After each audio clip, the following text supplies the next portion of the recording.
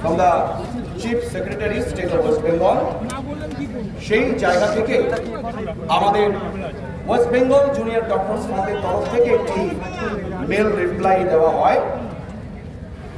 সেই মেলে যে মেলটি ওনারা করেছিলেন সেই মেলটি 11 তারিখ সেপ্টেম্বরের 11 তারিখ 2024-এর 3:23 আমাদের কাছে আসে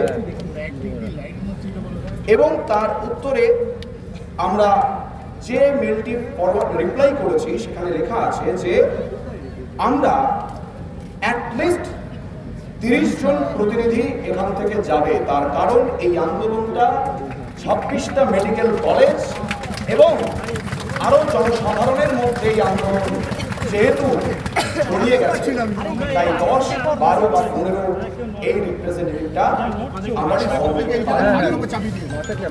এবং আরও বলেছি আমাদের যে মিটিংটা হবে সেইটি যেন লাইভ টেলিকাস্ট হয়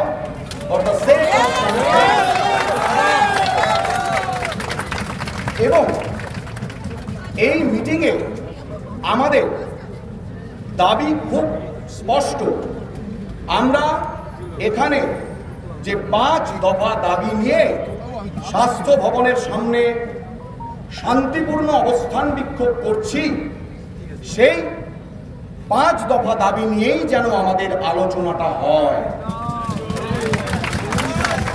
এবং আরো বলেছি এটা যেন ইনশিওর করা হয় অনারেবল চিফ মিনিস্টার অর্থাৎ আমাদের রাজ্যের মুখ্যমন্ত্রী যেন আমাদের মিটিংয়ে উপস্থিত থাকে। ধন্যবাদ। West Bengal junior doctors fund.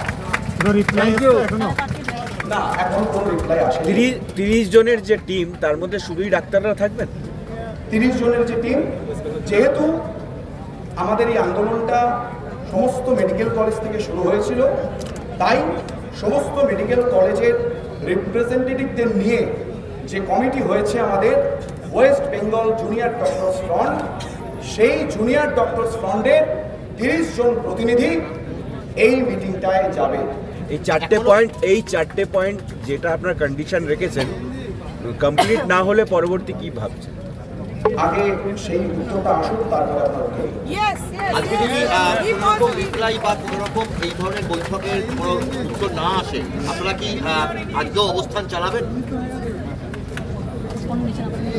আপনারা কি আজকেও অবস্থান চালাবেন যদি কোনো রিপ্লাই না আসে? আমি একটা কথা আবার পরিষ্কার করে দিচ্ছি,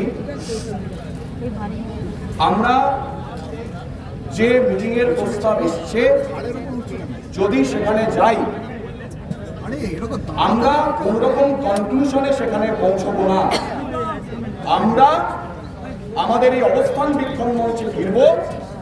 আমাদের যে জনসাধারণ এখানে অপেক্ষা করে আছে, যে ডাক্তার বন্ধুরা এখানে অপেক্ষা করে আছেন, যে সিনিয়র ডক্টররা আমাদের এই আন্দোলনে প্রথম দিন থেকে আছেন, তাদের সাথে আলোচনা করে আমরা আমাদের কর্মবিরতি এবং অবস্থান বিক্ষোভ কি হবে সেই নিয়ে সুচিন্তিত মতামত পরবর্তীকালে জানাবো।